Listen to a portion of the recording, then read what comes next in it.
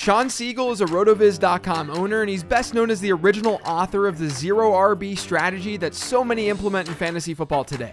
He's a high-stakes winner, a deep thinker, and he's smarter than all of us because he's not on social media. These are his late-round perspectives.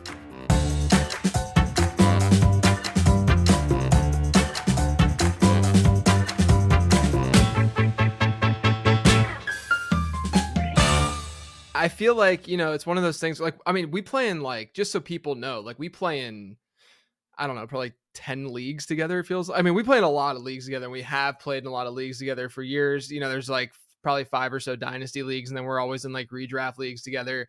And you were one of the first people that I thought of to bring on late round perspectives because, there are a few people in the space and few other analysts where I just am so interested to see what they do in drafts. I just want to see where your brain is going with some of these things. And one of the perfect examples is the Apex draft that we're in right now, right? That we finished, I guess, the Apex League that we've been doing for, I think this is year 9 or something like that. It's been around for a while. So Apex Leagues, they host this Writers League draft that Shawn and I are part of. And we've been doing it for a really long time. And it's one of those leagues where you play an opponent every week, and then you play the league median every week. And they were really one of the first to really introduce this idea to the masses that you can play, a median, right? So in the draft this year, everyone this season going wide receiver heavy, right? People are pumped to finally go with this wide receiver start. And then you, Shawn, sitting in the one spot, you pull the 101 and you get Justin Jefferson. Okay, chalk, everything makes sense there. And then you get 5 running backs with your next 6 picks. You did get Jackson Smith and Jigba in there. Obviously, this is pre JSN hurting his wrist. But I just want to hear from you because we were going through this draft, and I'm thinking to myself, I went with a pretty typical build for me. But we're going through this draft, and I'm like, this is fascinating right now. And I want to just sit down and talk to Shawn about what he was doing in this draft. So Shawn, tell me what was going through your mind as that draft was unfolding. Well, you mentioned that we're in a lot of leagues together, and it's always interesting the way that it works because you and I don't draft identically, but there are a lot of overlaps. And this isn't a criticism of any other experts that I draft with, but I am always very impressed by what you do. And I like the teams that you come up with. And so from that perspective, I feel like there is this, sort of synergy or what have you. But yeah, you look at this Apex draft, and one of the other cool elements of it is that it has trading. And so 18 rounds, you get a kicker and a defense, you have 16 roster spots. There are going to be occasional players on the waiver wire, although, analysts tend to really vacuum running backs and wide receivers. So there's a little bit less of that than there might be, in a more normal Apex league. But so one of the interesting things about 2023 is that the edges can both be awesome and they can be really tricky. And they can certainly be really tricky in specific environments. And you do see these expert leagues end up with even more massive cascades or avalanches than you might see elsewhere. I definitely wasn't surprised when all of the receivers that I have as draftable in that kind of first couple round range were gone. So as soon as T. Higgins is gone at the 209, this is probably going to be running backs.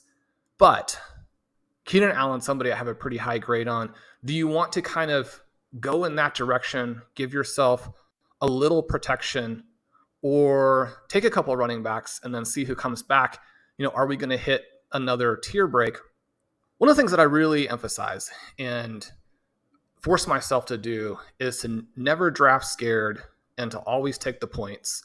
And certainly one of the things, and we'll talk about this probably in a minute, but Zero RB was never supposed to be dogmatic. It's supposed to be about how you win your league and what is going to give you the most points. And so if we're sitting on the clock and very straightforwardly, the most points are going to come from running back, then we want to take that. So I do that at the 2-3 turn. It comes back, and the wide receiver I really wanted to make it to me goes 4-11. If Chris Godwin gets back one more spot, then I think I'm more or less set. Because Chris Godwin at wide receiver 30 is flagrantly absurd, right? So I'm thinking if it makes it there, I'm okay, but he doesn't. And then you have ETN, and it's funny, I got one wide receiver plus a receiver who's injured with JSN there. I mean, it ended up being the first 11 rounds of the draft. It was you going Justin Jefferson as your it was the obvious pick there. And then, it was of course the other receiver that you get in the first, again, 11 rounds was JSN, who then gets hurt like a week later. Yeah. And when I take ETN, I'm thinking, you've got the 3 running backs. You can start the 3 running backs. Mm-hmm. When we come back at 6-7, again, you're not going to draft scared. Maybe you get the guys, but perhaps not surprisingly, although I was entertained and maybe a tiny bit surprised that we didn't get this kind of turn to the running backs, this flip there. And so Elijah Moore, Quentin Johnston, really the last 2 guys, again, that I have in a tier at the 6-7, they go a couple picks ahead of me. And I'm sitting there looking at J.K. Dobbins and Javonte Williams, and there's just no way I'm going to pass on those guys for far inferior wide receivers. And I even got a little message from Pat later saying he couldn't believe that I took J.K. Dobbins. He was sort of betting on that as he passed him there with the Dallas Goedert selection. But you end up with the 5. And one of the things that's very important that people think through when you're in a league is that a 2-3-1, so 2 running back, 3 wide receiver, 1 flex, which is what this is very different than a 2-2-2, mm-hmm. which is what the FFPC is, for example. Mm-hmm. The draft that I have here would actually not be very problematic in the FFPC. Right. It is very tricky for me now in this format, which is one of the reasons why all those wide receivers went, too, to be clear, the 2-3-1. Right. And yet I still want to take the points. Even if it weren't a draft with trading, I would want to take the points. One of the things about having that many running backs is that you've now increased your chances to hit on landmines dramatically.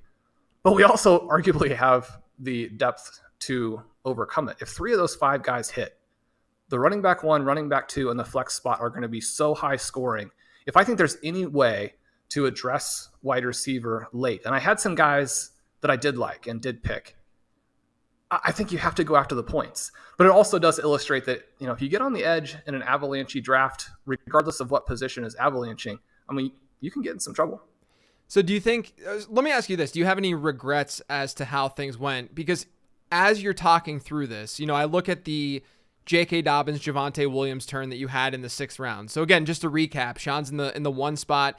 He goes Justin Jefferson, then it's Breece Hall, Ramondre, and then Travis Etienne, then JSN, and then it's J.K. Dobbins and Javonte Williams. And after the J.K. Dobbins, Javonte Williams turn, we literally didn't get a single wide receiver in that 7th round drafted. So I think that in hindsight, there was a very clear teardrop, where you were taking Dobbins and Javonte there.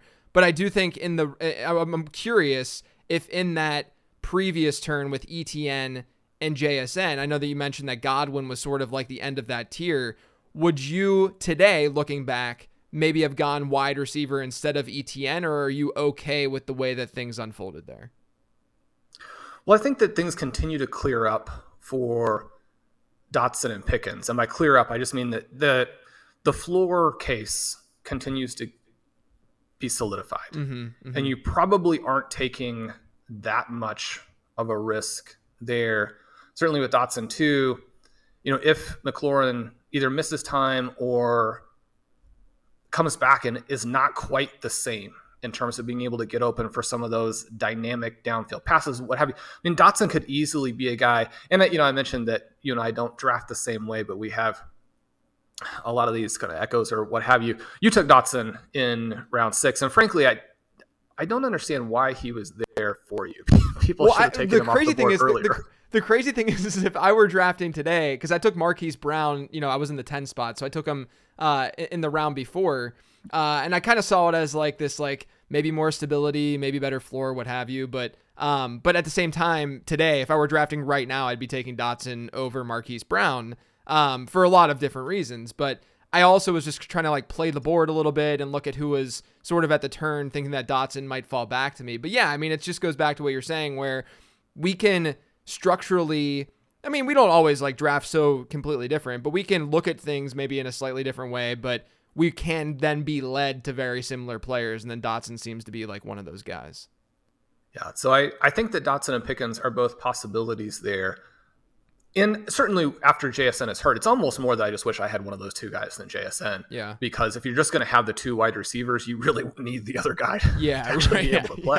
You need him to not have a broken wrist. Exactly. Right. So I really regret that part more than the ETN part. ETN will be interesting. I have him on all three of the FFPC main events that I've done to this point at different prices. I mean, the falls that he has in some of the leagues are pretty crazy. He does have a somewhat talented backup behind him. Mm-hmm. But I mean, Travis Etienne has a ton of similarities with Jamal Charles. I guess I don't think that you can pass on a player like that for it. And I kind of think that I'm the highest guy, or, one of the highest people on Dotson and Pickens, in the fantasy community. I still don't think you can pass on an ETN for players like that do have still some question marks and some questions they have to answer this season. Yeah. Because the scoring level there could just be so high. And so that's one of the interesting things about 2023. Just you get these very different choices. Yeah. So I feel like that's one of the things that something that I've learned from you through the years is really focusing on good players, as simple as that is. If you see a generational talent or someone who you think is that good, don't let him go, right? And one of those players this season that I've seen you draft a lot and you took in this league is Breece Hall, where I'm with you that from a and I'm assuming I'm with you at least, from a talent standpoint, Breece Hall, if you look at what he did in the limited sample last year, unbelievable numbers, top of the league in yards after contact per attempt. He looked great, and that was on top of already being a stud prospect, right? So how are you reading the situation now where you probably drafted a lot of Breece Hall pre-Dalvin Cook, I would assume, and now Dalvin Cook enters the picture. Now Breece's ADP has dropped, of course. Are you still I'm assuming you're still drafting him at his new ADP, but how are you sort of viewing what the Jets are thinking, what could happen to Breece Hall in general? Yeah, he's such an interesting one, and that was the real dagger for me from last year, because he was probably my highest rostered player. Yeah, me too. And he was up there for me. It sucked. It just, for him to look that good, right? Because the whole time people are telling you, ignore his production at Iowa State, ignore what he did at the Combine, where he looks like this guy who should come out and be Saquon Barkley, maybe Saquon Barkley plus. Ignore all that. Ignore his highlights from college. He doesn't quite look right. He doesn't actually play to that level of athleticism. And you're like, I don't know. You've got to be an awfully big skeptic of Breece Hall to not believe like any of the objective evidence about him. Yeah. And then he goes out and he looks like Jonathan Taylor plus David Johnson, peak. Yeah. And so, well, I'm glad I've got that guy. So then the question is like, how injured is he? The times that he's put up at camp would suggest that the explosiveness in a straight line probably going to be there. That doesn't mean that he'll be able to do everything. And yet at the same time, one of the things that was so interesting from last season is that J.K. Dobbins, I had a lot of him. It didn't really work out. He had to have that second surgery. He misses some time. He's running on these long runs and like he's hobbled. He's waddling down the field. Yeah. You look at J.K. Dobbins' advanced metrics from last season, and he was one of the best running backs in the NFL at like 80% or 75% or maybe 50%. Who knows? I mean, he can barely walk. The guys who are that separated from a talent perspective really are separated. And it's true at running back. And it's one of the things that I would never want people to think about zero RB is that you don't want to draft running backs. You don't think that there's any talent difference. I mean, there's a big talent difference between the top guys and everybody else. And if you get them at the right prices, you're going to win your league as a result. So you think through that. Obviously, he's going to be, or he was good. He's probably going to be good again. And when we think about the environment there, and this can be a little bit of a trap because we know that how teams will play and the amount of volume that they can create for individual positions can vary quite a bit year to year. But if you look at what the Packers have done at the running back position to create value for two guys, which is what you would expect to have happen here with the Jets, that part is encouraging. And then you think through some of these other situations, it's like, I mean, Tyler Algier is much better than Ezekiel Elliott. So if you have questions about Ramondre Stevenson, you probably should have questions about Bijan Robinson, where he's going. I don't know that you would say that Algier is better than Dalvin Cook. I mean, one of the things I thought was pretty surprising about what the Vikings did is that they're kind of on the way to, maybe being one of these elite teams, and they cut the guy who's a difference maker. They cut the guy who can give you the big plays, which is really almost all you care about at running back. Mm-hmm. Those other plays don't matter very much. I mean, Dalvin Cook was still good, but is he better than Tyler Algier? Is he good enough to where you're going to give a ton of volume to him instead of Breece Hall? I mean, if I still had to pay the original prices on Breece Hall, I'd still be drafting him. So it's mostly just a matter of like, how inexpensively can you get him, and how do you manage your exposures as a result? Yeah, I've gotten to the point too where if you look across the league, you don't have bell cow backs, like true bell. Like I'm talking like what we saw 10 years ago in the league, and it's not just for these specific backfields. It's literally for every backfield. I mean, you can go to San Francisco and look at how they split that backfield up in certain game scripts with Elijah Mitchell when he was healthy last year. Even the Chargers, not like Austin Eckler sees crazy work on the ground. You mentioned Bijan Robinson, Tyler Algier, even from like a projection standpoint, Tyler Algier is still seeing 100 plus touches in that backfield this season if he were to play 17 games. Tony Pollard, et cetera.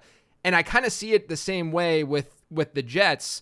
And in these situations in general, I mean, you're leaning on your talent evaluation. And if the talent evaluation says that Breece Hall is that good, which I think both of us have sort of concluded that independently, then yeah, he seems like he's still someone that you should be looking at. And, whether or not this comes to fruition in the way that they split their backfield, if it's going to be the Dalvin Cook show more so in the front half of the season, which, by the way, they don't have the easiest schedule in the world, but if it's going to be the Dalvin Cook show more so, let's say, from a percentage standpoint to start the season, and then the back half of the season is more the Breece Hall show. I've talked about this in my mailbag episodes where that just means that Breece Hall could spike and peak at the exact moment that we want him to spike and peak. So I'm with you where I think that Breece is still someone that you should be looking at and drafting. Now, you were at the turn in this draft. You were at the 101 spot. What are sort of some of the things that you're considering when you're at the turn that you're not considering when you're, say, in the middle of the draft, or even where I was at the 110, where you're sort of close, you're sort of there. You can think about the two teams that are after you, but when you're at the turn, you have to think ahead a lot more than these other spots. You do, and you certainly can't ever complain about the opportunity to select a Justin Jefferson.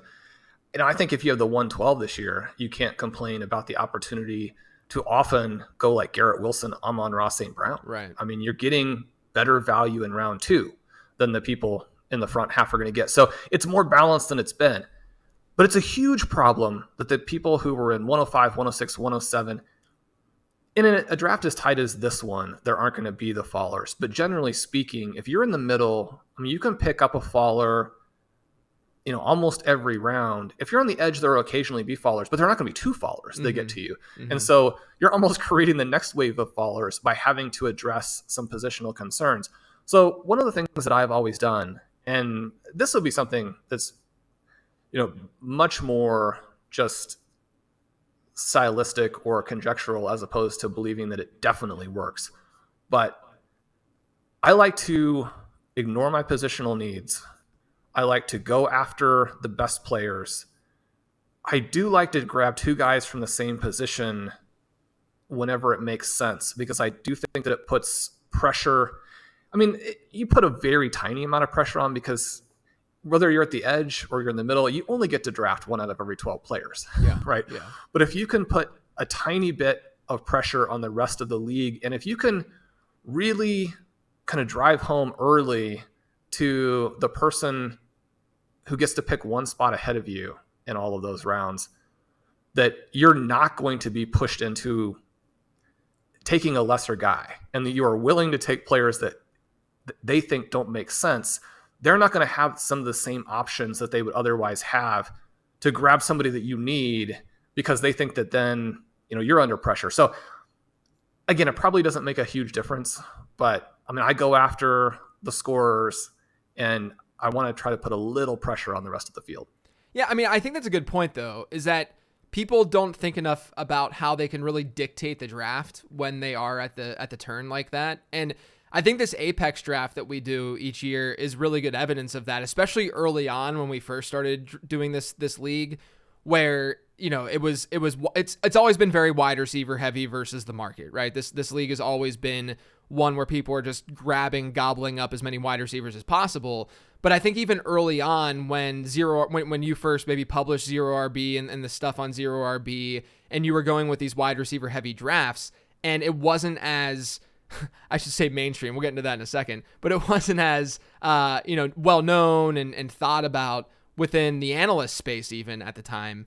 I remember when you would be drafting maybe at the turn or close to the turn, and you would just keep going wide receiver, and people were like, what is this guy doing? What's going on? And obviously you found success in doing so, but it's this way of dictating the draft because you're throwing people off their game. And to your point too, the person right next to you, if you are kind of going about things in a relatively unpredictable way, and I don't say that as in like a bad way. I say that isn't from the perspective of like when a team is drafting, you can generally figure out the kind of position that they're going to attack, right? If they go running back, then they're probably not going to take a running back for a really long time throughout their draft, maybe till like round 7 or round 8. And so you generally know what to expect if that team's at the turn, let's say. But if you're going at this like best player available type approach where you're just taking the best value, if you will, regardless of position, then that's going to throw off the team that's right next to you as well, which is generally what you're saying here. I understand. But, I do think that that's an underrated piece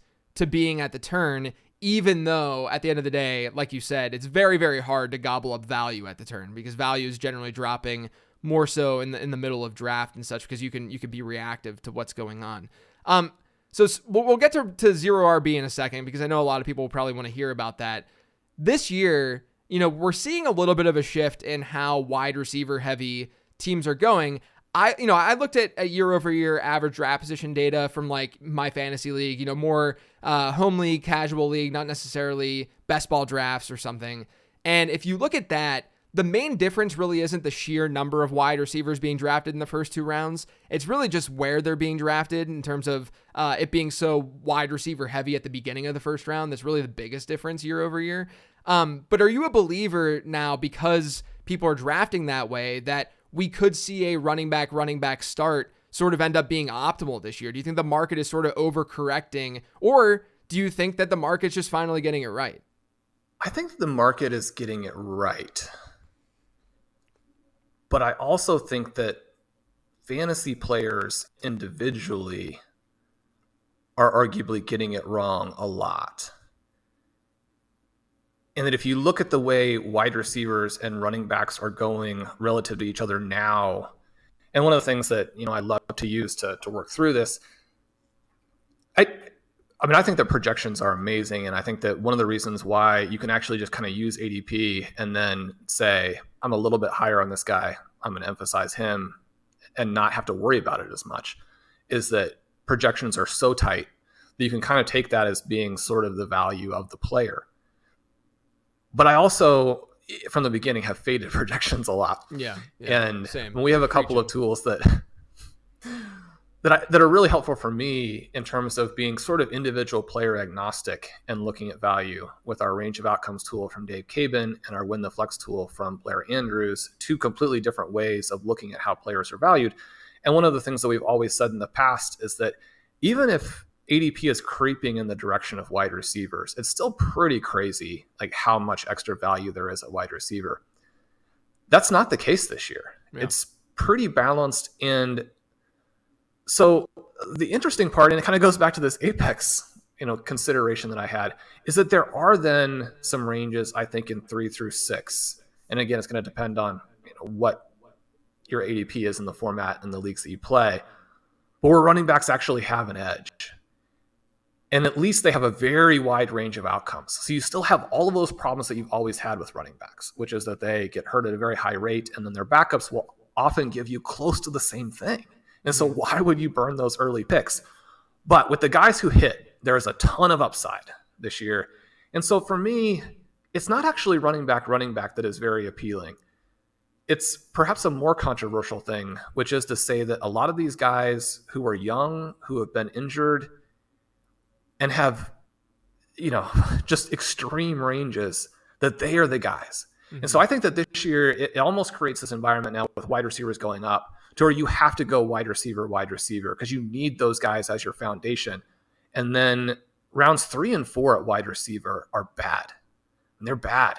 And so when you're being given guys like a Breece Hall, like a Travis Etienne, even an unproven player like Gibbs, then you work back into the next rounds where you have guys like Dobbins, whom I mentioned, and Kenneth Walker. You've got a lot of names there where the wide receivers simply are not very palatable. You think about, what you're trying to do with zero RB, it's to bank these massive points edges and to draft wide receivers that you can get fired up about. And you're like, my roster is exciting. It's like, maybe I need some contingent bets to hit at running back.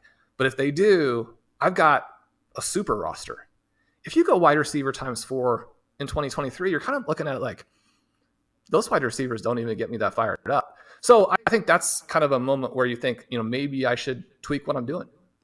Yeah, that's one of the reasons why Christian Watson in particular for me has been like the target for me. And if I'm going wide receiver, like in that range, because I can see the upside case so easily with him versus a lot of the other players that just go in there, right?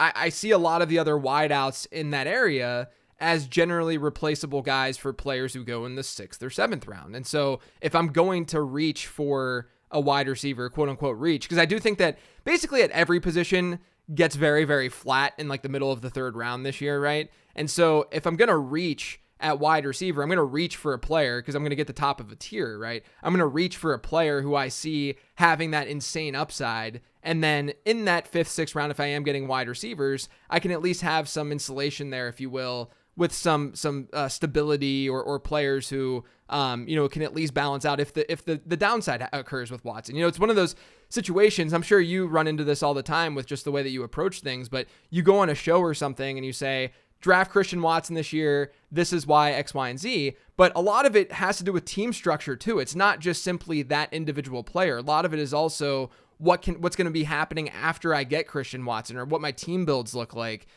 Because that matters. It matters a lot. And so this is actually the 3rd straight episode where I'm talking about this with Christian Watson. But I just think it's a really, really important point to make that, whenever you're drafting these players individually, these low end and high end and range of outcomes, it's really interesting it's really important to look at because, you're then sort of building this Frankenstein or this body at wide receiver together instead of that one individual wide receiver. And that's why I'm just shooting for upside in that range because like I said, it just sort of dies, in that middle of the 3rd round.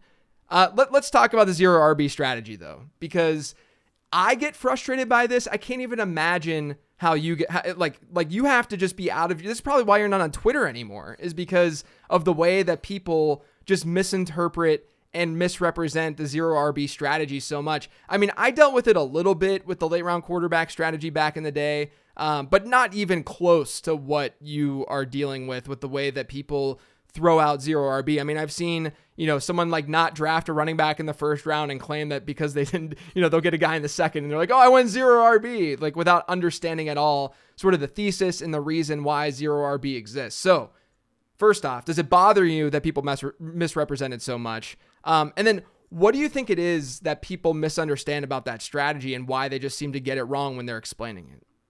Yeah, there's so much to potentially unpack there, and I always try and figure out what are the fastest ways to say something that's hopefully interesting.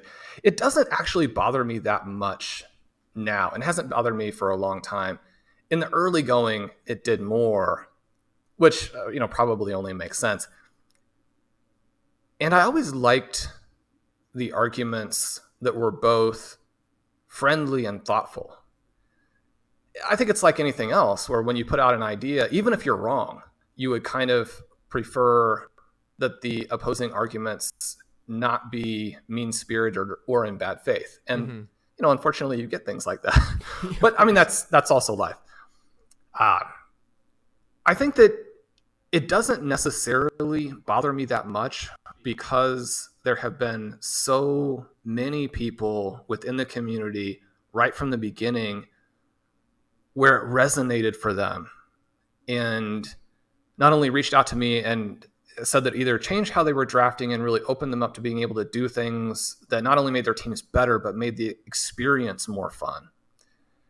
And then there were just so many people, many of them associated with RotoViz, but also many of them from other sites who seemed to be more offended than I was, and made such powerful arguments for different elements of it. And I mean, anytime that you see that kind of response, it more than outweighs the negatives. Yeah. Because I mean, you realize that number one, there are a lot of amazing people out there. You realize you've got friends, and I mean, there's so much research on having friends, and having a community is really the only thing that determines the quality of your life. And so that's always a good thing to find out. Exactly. And then there were so many good arguments out there by people who were brilliant. And so from that perspective, I think that the give and take was wonderful. I think the only thing that, if I could change the way people look at it, that I would bother to do, because one of the things, if you're a competitor and you're still playing the stuff yourself, right, if there are a lot of people misinterpreting it, and certainly if there are a lot of people pushing back, and one of the things that was kind of nice is that the loopholes didn't really close for almost a decade. Mm-hmm. And so you could draft and dominate, for almost 10 years after that came out. It's arguably a little bit less the case now. So it's great if you have people pushing back and pushing a lot of drafters in the wrong direction. The only thing that I would change would be to really try and push home this idea that it was not meant to be restrictive. And it was not meant to be something where we're throwing a term onto something that ends up, being a little bit viral, a little bit marketable, and people grab onto from that perspective. But then, I mean, there was so much debate, especially for the first, 6 or 7 years, of like, what exactly is it? And is it 3 running backs? Is it 4 running backs? Can you then, or 3 or 4 wide receivers to start? Like, how long do you have to wait? If you take a running back in round 4 and then don't take another one until round 11, is that 0 running back? Do you have to take a quarterback? Do you have to take an elite tight end? It's like, that's the wrong way to think about it. 100%. Right? Yep. The whole idea here is that we want to be, and one of the reasons why that the entire headline for that article, I think, it is both problematic and also meaningful, in that the anti-fragile element, and people have pushed back against that term, which is also fine. And then this idea of the myth of value-based drafting, which is actually not supposed to be an attack on value-based drafting. Right. And that part too, you hope, because you don't want to ever put something out that anybody's going to feel like is an attack on them or their ideas, which are good, right? But it's this idea of, how are we thinking through the things that happen in the season? One of the terms that we used a lot, I think, in the next 2 or 3 years after that maybe is even just a better way to think about it, and certainly is applied to a lot of other things now, but you think through contingency-based drafting, you think about scenario-based drafting. Again, a lot of those things with DFS and with best ball and different tournaments, people just kind of take as the way things work now. There's nothing remotely controversial about it. But in redraft, and across a wide variety of different types of redraft, it's still very important. And so Zero RB is meant to free you up and to let you draft in a way that is fun and gets you a lot of points and build super teams. It's not meant to be something where you feel restricted and you're like, well, do I have to take another wide receiver in order to count this? I mean, that's going to be a counterproductive way to look at it. Yeah, I ran into that a lot as well with the late round quarterback strategy. It's to a lesser degree, though, like I said at the top, where with running backs, you're going to get a lot more pushback and conversation around it because they just matter a lot more to fantasy football, right? And the idea of not just going running back heavy, especially whenever you publish that article, was just unheard of. It wasn't, I wrote the late round quarterback ebook when it was just one season really where people started to really, really hammer quarterbacks early, whereas running backs going early is something that's been part of the fantasy football DNA. And so you writing that is going to naturally get more pushback. But the same kind of things happened with me with the late round quarterback strategy, where the questions weren't so much what is this strategy actually saying, and how is it that I can actually implement this in a strategic way, in a thoughtful way. It was more, when should I draft my quarterback? What round should I be drafting this quarterback in? And my go-to response was always, still is to this day, it's not about a game of chicken. It's not about being the last team to take a quarterback. It's about value. That's what the entire strategy was about from the start. And with you And with the zero RB strategy, it's not about a game of chicken. It's not about just being the last team to take a running back per se. It's about understanding this idea of contingent value and understanding how the NFL season actually unfolds, as opposed to, going back to value-based drafting, which again, without value-based drafting and without Joe Bryant publishing that article in the early 2000s, it's the foundation for what everything is sort of built off of, and it's no shade to what he did so long ago. It's more so building off of that and saying, hey, look, yes, it's very important to look at how well players perform against their position and against their peers at their position, as opposed to across positions. But at the same time, as you're writing about with zero RB, you have to be cognizant of the fact that the NFL season isn't as clean as a projection. The NFL season is not nearly as clean as this guy's going to perform X number of points better than this guy, because there's peaks and valleys, there's injuries, there's things that happen. And the running back position is a position where you can really take advantage of that most. And I think that's what zero RB really comes down to. It's about really being thoughtful and understanding of how the season goes down, as opposed to just looking at your draft and kind of stopping there and not thinking any deeper about it. And definitely back in 2013 as well, there were some really talented backups who were buried. Yeah. And they would win those jobs straight out by midseason. And that's, I think, an important note and an important kind of positive to think about. Because one of the pushbacks that I tried to address in the original article, because I didn't ever want it to be something where it was like, we're going to draft these guys and then root for the starters to get hurt. Yeah. Because that's just very, very nasty. Yeah. I mean, I would like for everybody to stay healthy. It's not going to happen, but it's important to underline as well that, I mean, you have superstars come from the backup spots and win leagues, win tournaments. I don't know that you still have that. You just don't get as good of values on it because people are very cognizant of the players who could blow up. But we can still, draft some of those players today. Yeah, we're also in a position, going back to what we were talking about, where there's just so many split backfields now, where we kind of get a glimpse of Jaylen Warren. We get a glimpse of Tank Bigsby. We get a glimpse of Elijah Mitchell, what have you. And so I think that naturally rises their prices a little bit more than it would have back in 2013, like Jaylen Warren would have never touched the ball in 2012, let's say, unless an injury happened to Najee Harris, and we would have no idea that he was as explosive as he was. And so he wouldn't be being drafted, in the 11th round or wherever he goes. He would be more of that like literal 16th round pick that no one really is thinking about. And so if you were good and sharp with your running back analysis in particular, then you were able to really take advantage of that too. So I think that's a good sort of overview and recap of zero RB and why, it's not just about, hey guys, I got 4 wide receivers to start my draft, and I got a running back in the 5th round, and then I just got all these running. That's not how it works. It's about being and understanding how the NFL season actually does unfold. Let's move on to the late round quarterback strategy, though. Let's talk about me, Shawn. No, I'm just kidding. Let's look at this late round quarterback strategy, because I've talked about this for years. I talked about this after the Lamar Jackson season happened, where it seemed pretty evident that the market was going to catch on and realize that this mobility aspect of things was very important at quarterback, despite what Rich Rebar wrote back in 2013 about the Konami code and the importance of quarterback rushing. It was clear that after Lamar Jackson's season, where he was not only this beast, as a rusher, but also as a thrower, that we were going to probably see more of that coming into the NFL, and we have seen that happen. Now, over the last 3 years, the market's gotten sharper. It's been a lot harder to stream quarterbacks.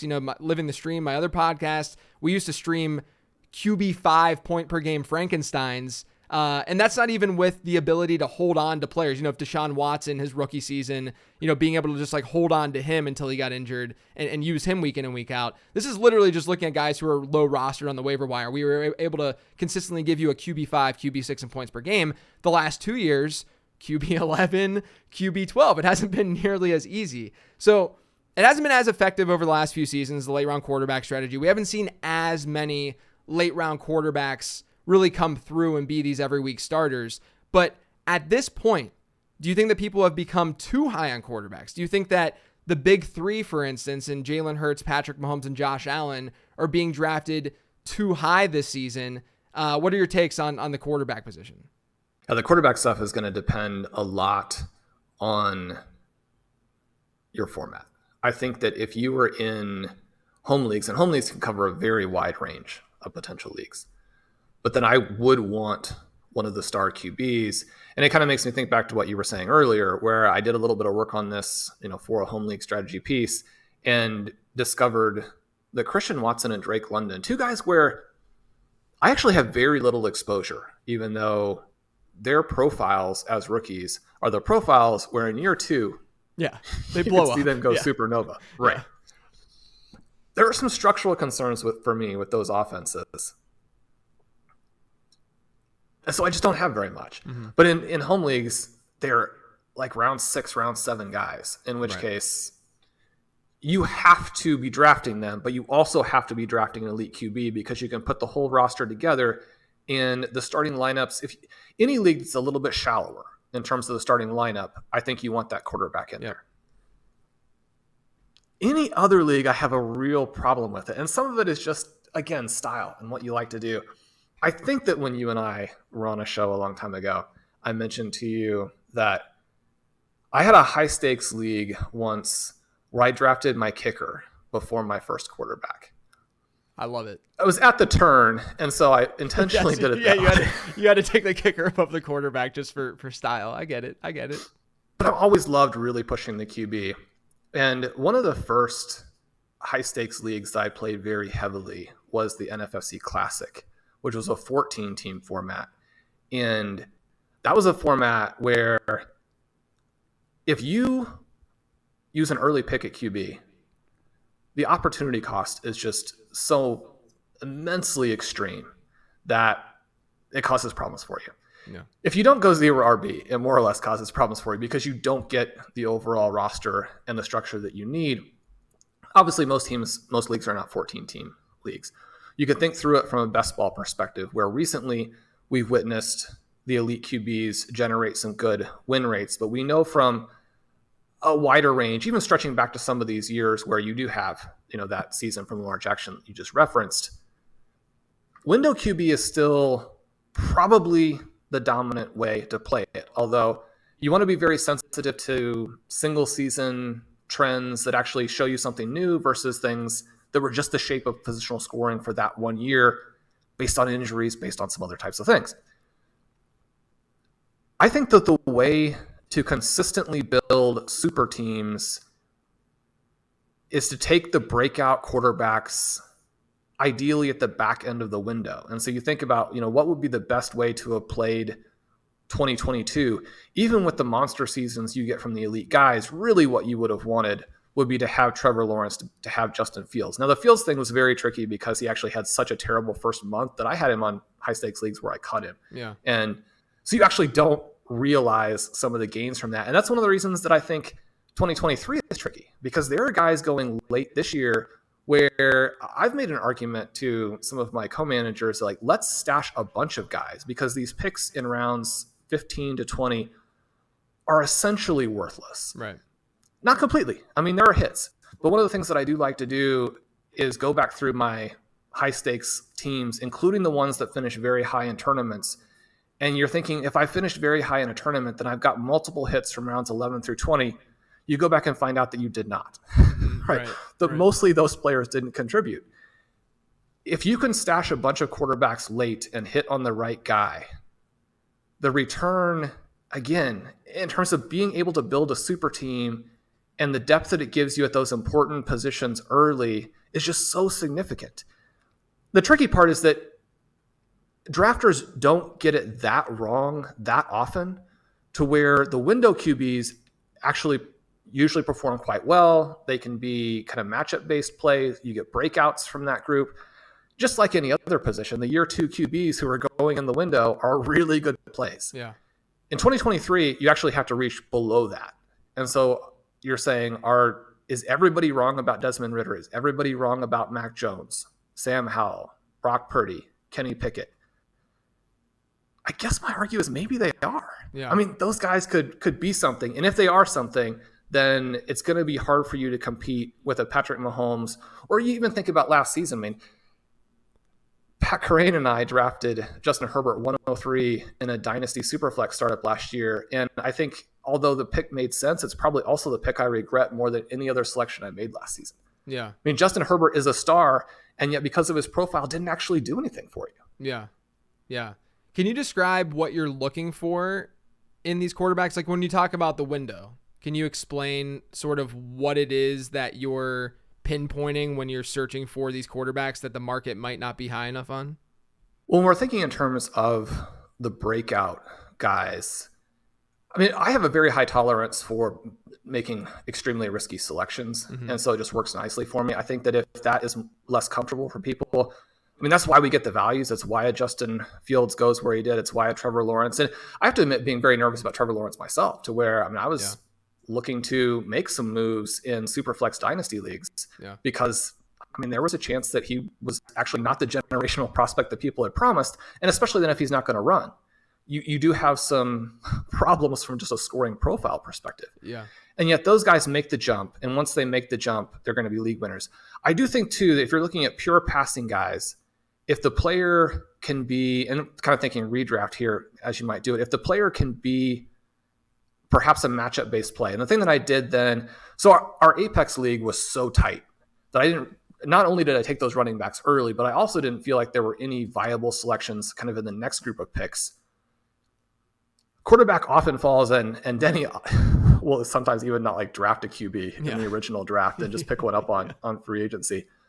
But I went ahead and let the elite guys go, but then did select both Lawrence and Tua because I think that those could be the guys who have that like individual season where everything is perfect and a pure passing profile can score enough to help you win.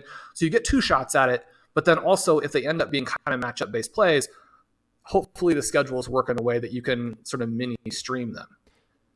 Once we go below that to the back end, then you're talking about taking some big risks and looking for some slightly different profiles maybe. You know what's really interesting is I'm not even kidding. This is going to sound like the most nerdy, pathetic thing that people have ever heard me say on this show. Last night, I woke up in the middle of the night to feed my 8-month-old, and I go back down to bed and I fall asleep. You know, when you're in that like twilight, you're kind of asleep, kind of not. And I woke up and I had this thought of, and I haven't researched this in particular enough, but this is the general idea. And this is me just kind of flowing off my dome right here because I haven't really put this together coherently yet. So I'll try my best. But one of the things I thought about was, we know that the elite quarterbacks hypothetically are going to give you an advantage, right? Going into the season, we have a good feel for those top 3, top 4 guys, maybe even top 6 guys. And then you get into that like Trevor Lawrence, the range that you're talking about, like Trevor Lawrence to Deshaun Watson, what have you. Maybe they have top 3 upside with like a good touchdown rate type season, whatever. But one of the things that's pretty evident these days, I say these days, basically since the 2019 Lamar Jackson season, is that it's very, very difficult to match that high-end quarterback performance, and they're going earlier now. It's going to be very, very hard to match that kind of performance through streaming, through these lower-end quarterbacks like a Sam Howell and a Kenny Pickett, and maybe they end up, and I've still been drafting both of those guys, especially in like a best ball format, and maybe you're able to platoon those players. But is the play now what you did and what you're talking about to spend an 8th, 9th, or a 9th and 11th, what have you, pick on 2 of these sort of mid-range guys like a Tua and Trevor Lawrence? They both maybe have, again, that high ceiling with a crazy touchdown rate season, but what you're doing also is saying, I know that on a weekly basis, these guys have the true ability to have predictable elite outcomes, right? Whereas we can feel okay enough about Sam Howell, Kenny Pickett, but are we going to feel so supremely confident until maybe the back half of this season to plug and play them and say, yeah, they're going to score 25 fantasy points this week. Like that's in their range of outcomes, Whereas right away, we know that's in the range of outcomes for a guy like Tua and Trevor Lawrence. And so what I'm basically getting at here is do you think that there's a possibility that the optimal look, the optimal strategy will end up being, and this is more of a managed league thing, not really a best ball thing, but will it end up being platooning 2 lower end QB1s, maybe a higher end QB2, And me, an idiot, sitting here saying, yeah, you don't really need to reach for Dak Prescott or something when you know that you can get replaceable production. But that's only with Dak Prescott. But Dak Prescott plus a Tua is going to potentially platoon itself to be able to match a Jalen Hurts type player. I think that's completely the case. And one of the things that we're trying to do in every format is figure out where the cost to us really changes. Mm-hmm. And maybe the number one thing that I try and really make sure that I do in drafts and am aware of as I'm drafting is, again, this idea of don't try and address positional issues, especially in redraft, where you are actually mostly focused on how your starting lineup's going to work, and then you have waivers. But figure out where there are these huge tier breaks and where the price considerations are so different. And if there's a way to attack a certain position because of that, then do it. Yeah. And so you get some of that at QB. And one of the things that I think is interesting, you think about some of the big tournaments, for example, where the elite QB still go early, but then that second tier gets pushed way down. Mm-hmm. I think it's tempting to think if you get a great price on a QB who's actually still pretty good, that you want to take that and make that the play. But if you get two of the guys there, then like you said, you have this optionality where the matchup-based play is a huge benefit, but there's also at least that slight chance. When you have two guys, you've got twice the chance that the player breaks out and has this magical season. And sometimes even within the course of a season, it's not that evident that the next game is going to just follow on the previous one, that the scoring is going to keep coming. Yeah. But sometimes the structural things within the team, maybe what their defense is, how their receivers are clicking, how the coach is calling the plays in that year before the defenses evolve and catch up to them, it is actually pretty clear that you're probably going to continue to get those big games, in which case having the two shots at it is very meaningful. Yeah. Yeah. I mean, I'm glad that I remembered in my hazy brain, that I thought that last night, because I do think that it's really obviously pertinent to this discussion. But I do think that, maybe next offseason, it's something that everyone should be digging into, is this just notion of two lower end QB1s, because, I talk about this all the time. Like, opportunity cost to me is the number one thing that people should be concerned about in fantasy football. It's more about the players that you don't draft than the players that you do oftentimes. And I don't think the average fantasy manager realizes how bad even like round 5 picks are, or how bad like round 6 picks are, right? And when you really see that, you start to draft differently. You start to see things in a much different way. And I think that sort of plays into this, where, yeah, you're holding 2 roster spots for a quarterback, but if your league, let's just say, has a ton of roster spots like Apex does, it's fairly deep, or a league where the rest of your league mates are holding 2 quarterbacks, then it's going to be more advantageous to go that route, maybe even than taking on the opportunity cost of an earlier round quarterback. So I think it's definitely something for folks to think about if they're drafting even, this upcoming weekend, or just something to research over the offseason. But let's talk about individual quarterbacks really quick, because I sort of see this firewall where Deshaun Watson goes. He's sort of like the last of a tier of players that I'm going to feel probably fairly confident in that could have that top 3 ceiling. That includes, Trevor Lawrence in that range, etc. So he's like, QB9 usually in drafts. So let's talk QB10 or worse. Who are the quarterbacks you've taken most this year? Tua is the guy. And that's, in some ways, it's nice that the camp has evidently not been great, because you don't have his ADP correct like most of the players who are broken in May, June, July. In August, you don't get those values. I am in individual drafts. I was in a draft yesterday where he went in the 5th round. Yeah. But mostly you're not getting that.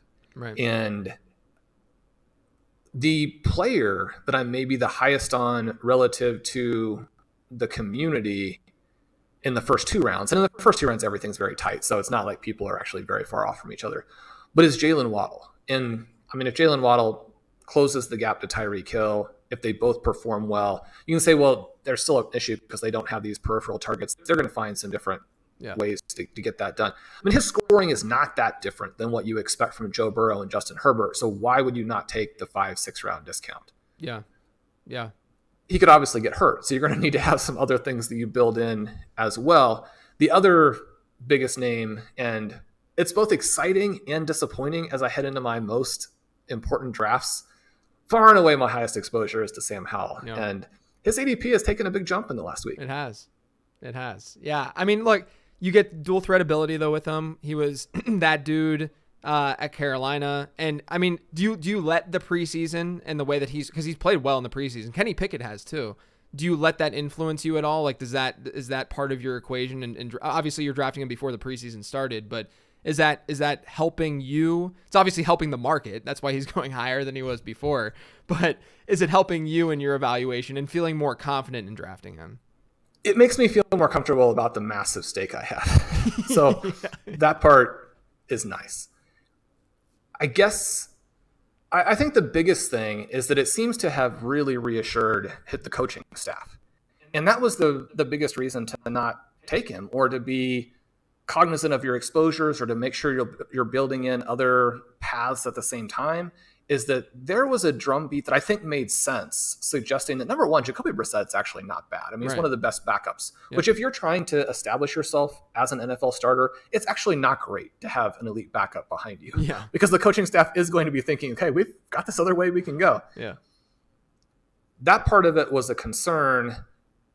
I think that the only thing that preseason shows, and it's kind of the same thing for Jordan Love, which is that it shows that the guy is not completely overmatched and it's not a disaster. Mm-hmm. Whether or not he can actually score fantasy points for you in the regular season is going to be completely different, right? I mean, defenses are going to be calling plays. Your offense is going to be put together differently. You're going to be facing the actual starters from opposing teams. So, I mean, there's still so much to go there. But the thing that we saw in the preseason was the same thing that you saw at North Carolina, which is that the quarterback has plus mobility.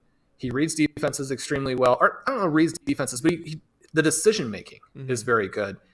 And the arm talent is elite.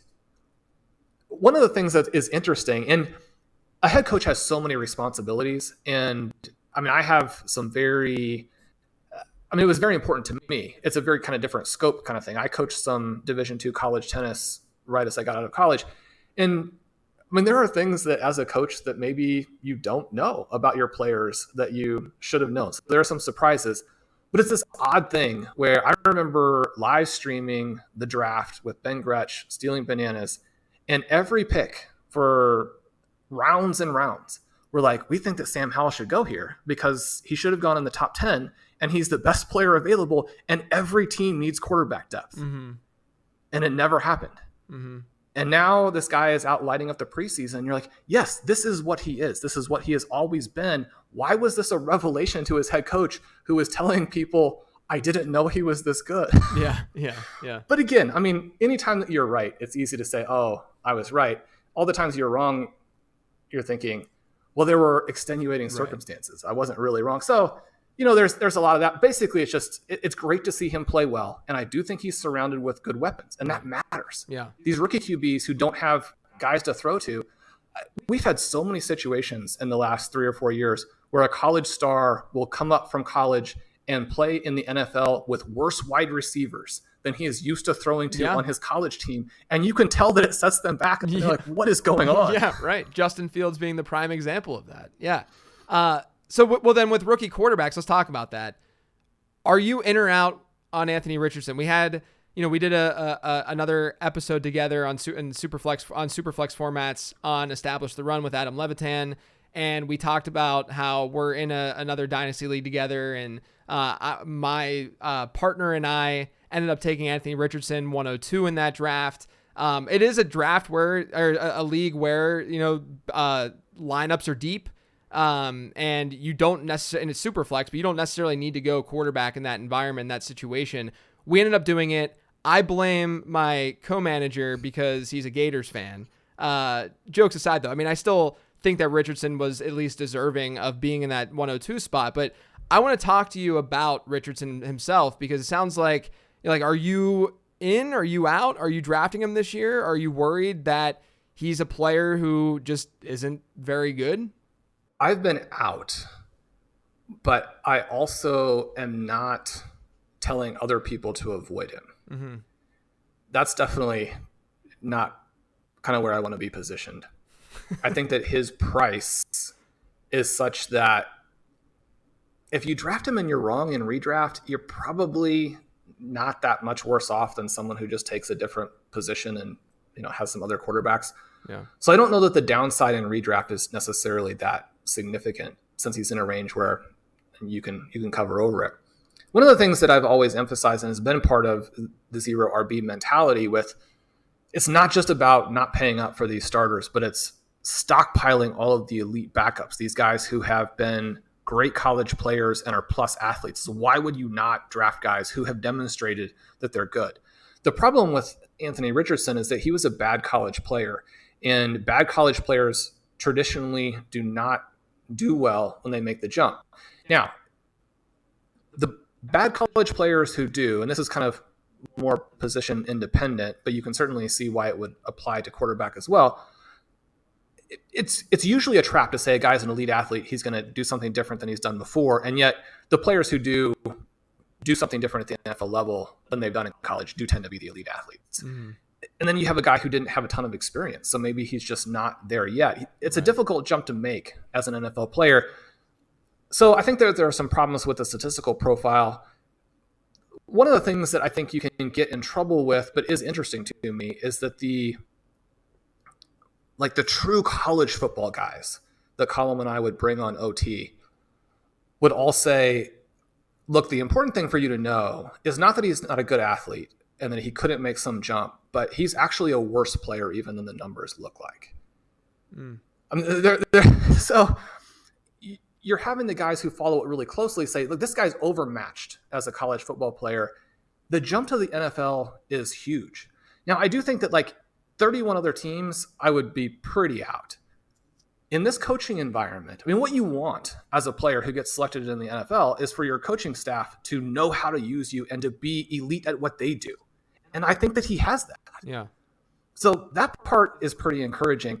I guess in some ways I'm both more worried and less worried in the dynasty environment that you mentioned, because if he ends up going on to be like a 15-year, top 5 QB, then in Superflex Dynasty, that is problematic to have been out on him.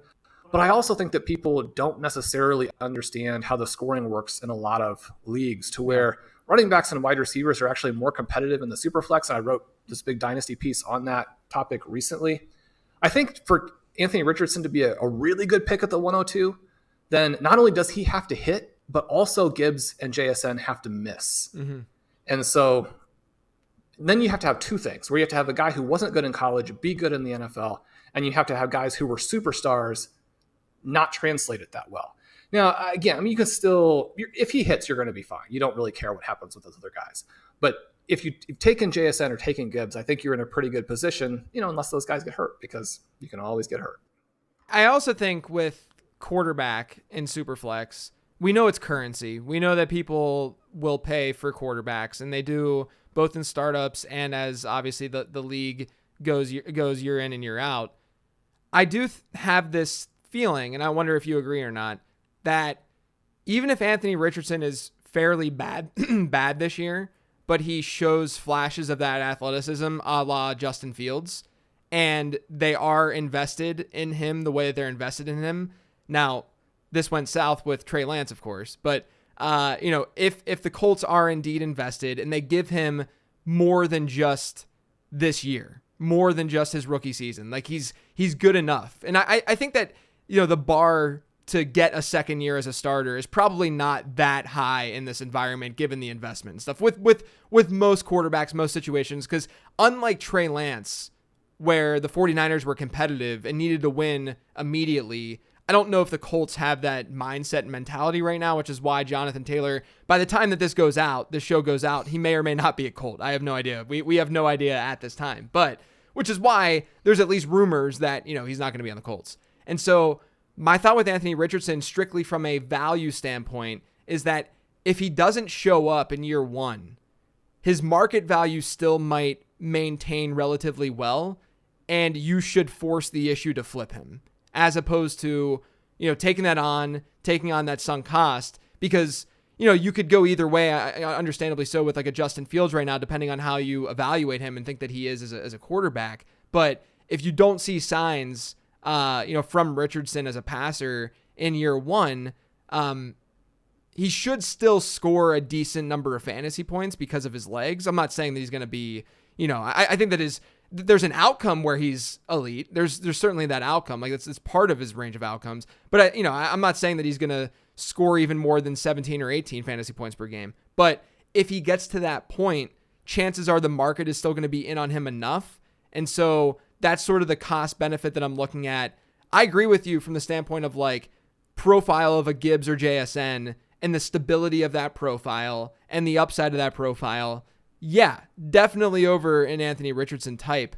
But from a market standpoint, I could still see Richardson maintaining that value year over year. Do you agree? Do you disagree? Because I'm curious, because I think that's a big element to the Anthony Richardson story from a dynasty perspective. It is. And I mean, you even mentioned Trey Lance, who is one of the negative outcomes. And yet, even knowing all of that, I was in a dynasty startup just 2 weeks ago where Trey Lance went ahead of Sam Howell, Desmond Ridder, Mac Jones, a guy who was a third string player.